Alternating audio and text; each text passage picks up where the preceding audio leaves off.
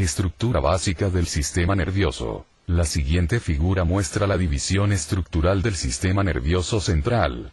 Es notable la analogía que tiene con las unidades básicas de la estructura de un computador. En esta estructura se distinguen los receptores. Son los elementos del sistema nervioso a través de los cuales se reciben los estímulos e información procedentes desde el exterior o interior de nuestro cuerpo, corresponden a los sentidos. El sistema nervioso central son los centros nerviosos que se encuentran en el cerebro, donde se integran y procesan los estímulos que se reciben de los receptores. Los efectores son los elementos del sistema nervioso a través de los cuales se generan las respuestas del sistema nervioso central por medio de los músculos y las glándulas endocrinas del cuerpo. En el proceso de aprendizaje y del comportamiento humano existen mecanismos de alto nivel, los que se explican por medio de otros mecanismos, estructuras o sistemas básicos. Se describirán las estructuras básicas del sistema nervioso central, recordando algunos conceptos y mecanismos elementales de neurofisiología. La neurona es la unidad básica y estructural del sistema nervioso, especializada en recibir, conducir y transmitir señales electroquímicas llamadas impulsos nerviosos. Es la unidad básica porque posee en sí misma todos los elementos que permiten poner en funcionamiento al sistema nervioso. Un aspecto importante es que las neuronas no tienen la capacidad de reproducirse. Desde el punto de vista estructural, una neurona está formada por el cuerpo o soma, que es la zona donde se llevan a cabo las funciones metabólicas básicas de toda célula. A su membrana o soma convergen y se contactan con ella las terminaciones de otras neuronas. Las dendritas son prolongaciones ramificadas del cuerpo de la neurona, son muy finas y pueden extenderse hasta varios milímetros en forma de arborizaciones frondosas o reticulares. Su estructura altamente ramificada sirven para hacer contacto con centenares de otras neuronas. Se especializan en la recepción y conducción de impulsos nerviosos hacia el soma. El axón es una prolongación cilíndrica que se inicia en el soma o cuerpo de la neurona y posee el mismo diámetro en toda su longitud. La función del axón es conducir impulsos nerviosos desde el soma neuronal hacia otras neuronas, músculos o glándulas. El axón presenta ramificaciones colaterales, cada una de las cuales finaliza en miles de ramificaciones menores llamadas arborización terminal.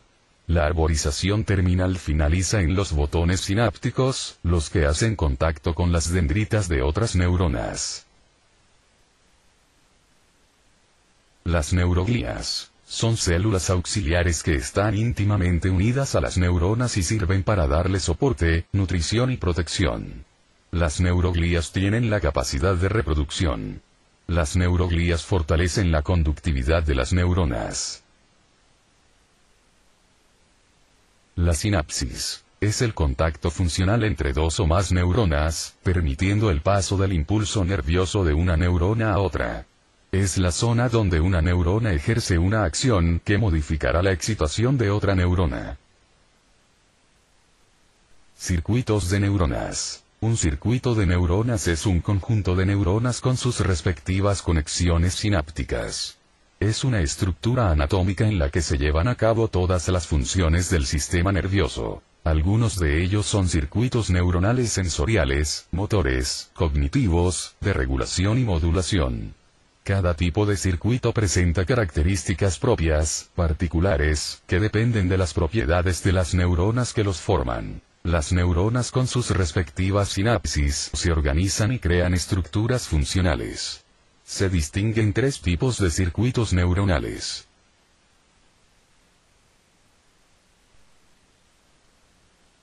Circuito convergente. Es el circuito en que dos o más neuronas presinápticas establecen sinapsis con una neurona postsináptica.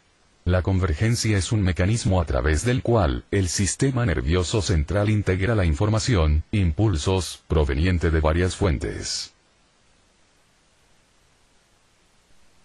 Circuito divergente. Es el circuito en que una neurona presináptica establece contacto con dos o más neuronas postsinápticas. En este circuito, la señal es transmitida por dos o más vías diferentes, lo que significa que una información, impulso, puede llegar a dos o más lugares distintos del sistema nervioso central. Esto permite una coordinación de los órganos involucrados en las respuestas. Circuito reverberante. Es el circuito en que algunas vías neuronales vuelven a la neurona presináptica, determinando una nueva estimulación del circuito, prolongando su actividad. Los estudios demuestran su participación en la memoria a corto plazo, lo que permite mantener una información, impulso, por un cierto tiempo.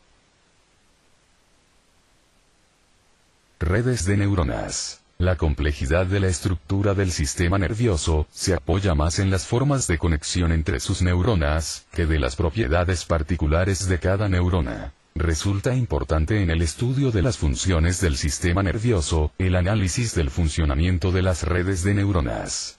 Estas redes de neuronas conforman una o más vías por donde se propagará un impulso nervioso. Una red de neuronas puede estar formada por una combinación de los circuitos expuestos anteriormente. En las redes de neuronas el impulso nervioso se propaga en diferentes direcciones, induciendo la activación de diversas áreas del sistema nervioso central. Estas se agrupan en algunas zonas, entre las cuales se distinguen las vías aferentes. Es aquella formada por un conjunto de neuronas que en forma agrupada o dispersa transporta la información, impulsos nerviosos, desde los receptores hacia un centro nervioso. Las vías eferentes son aquellas formadas por un conjunto de neuronas que nacen de un centro nervioso y envían los impulsos hacia los órganos efectores, músculos, glándulas endocrinas, u otros centros nerviosos. Los centros nerviosos son un conjunto de neuronas y fibras asociadas que integran y procesan los impulsos provenientes de las vías aferentes y eferentes, regulando una determinada función, por ejemplo la función motora y la endocrina.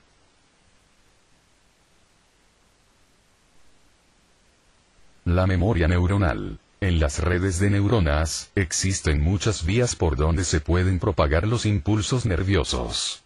Es importante considerar que en el cerebro las neuronas están distribuidas en un espacio tridimensional, es decir, la propagación de un impulso nervioso puede tener múltiples direcciones. Cuando la transmisión de los impulsos se repite a través de una misma vía, red de neuronas, las conexiones entre las neuronas y sus neuroglías se fortalecen, transformándose de esta forma en una vía eficaz, lo que facilita la futura transmisión nerviosa.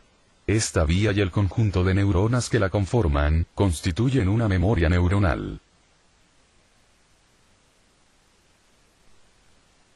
La potenciación a largo plazo. En neurociencia, la potenciación a largo plazo, LTP en inglés, es una intensificación duradera en la transmisión de señales entre dos neuronas que resulta de la estimulación sincrónica de ambas. Es uno de los varios fenómenos de la plasticidad sináptica, la capacidad de la sinapsis química de cambiar su fuerza.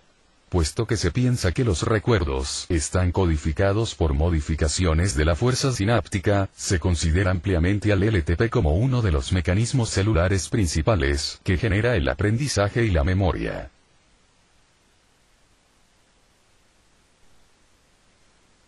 Los estímulos son cualquier forma de energía proveniente desde el exterior o interior de nuestro cuerpo, la que es capaz de afectar algún tejido especializado de la estructura del cuerpo humano, en este caso, los receptores sensoriales. Ejemplos de estímulos: ruido, luz, calor, presión, sabor, etc.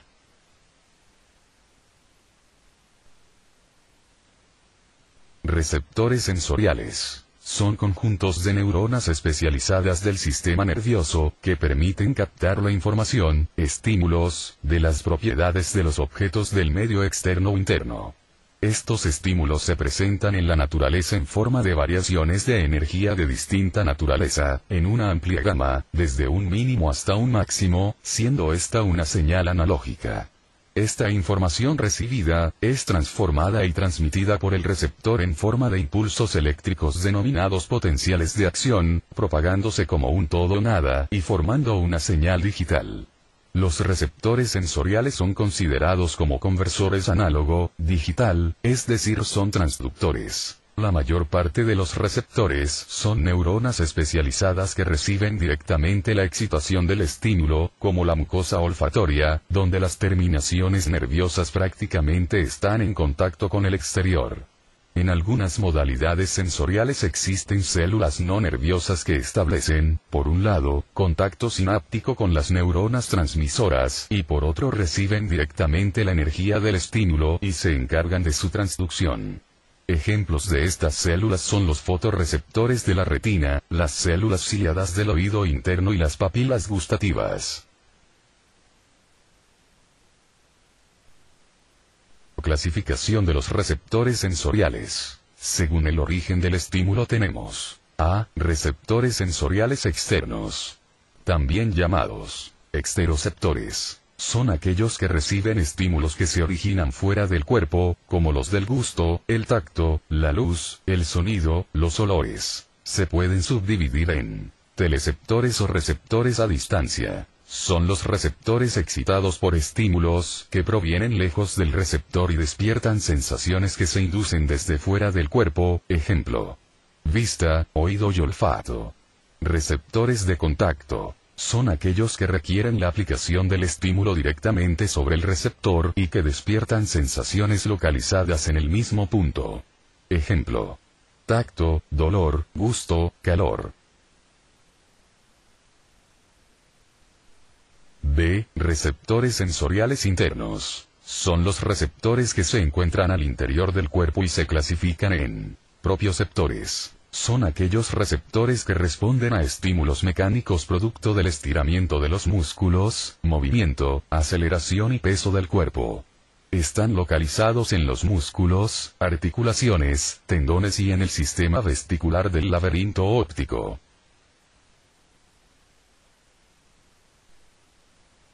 Interoceptores. Son aquellos que se encuentran distribuidos por todo el organismo, en todos los órganos y tejidos, captando la información del estado fisiológico del individuo en cada momento.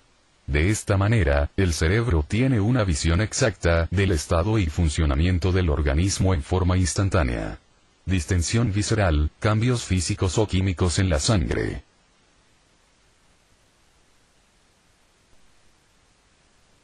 Los nociceptores son terminaciones nerviosas desnudas de axones. Las que penetran entre las células de la epidermis o dermis. Estas terminaciones nerviosas actúan como receptores y se activan cuando un estímulo nocivo es aplicado a la piel o a los tejidos subcutáneos tales como músculos o articulaciones.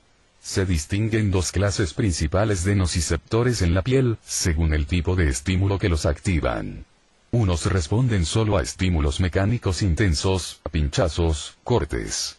Y su activación está asociada con sensaciones de dolor agudo o punzante. Otros nociceptores, denominados polimodales, se activan por una gran variedad de estímulos mecánicos, de temperatura, calor por encima de 40 o 45 grados, y el frío intenso, y también por sustancias químicas liberadas por los tejidos dañados o inflamados.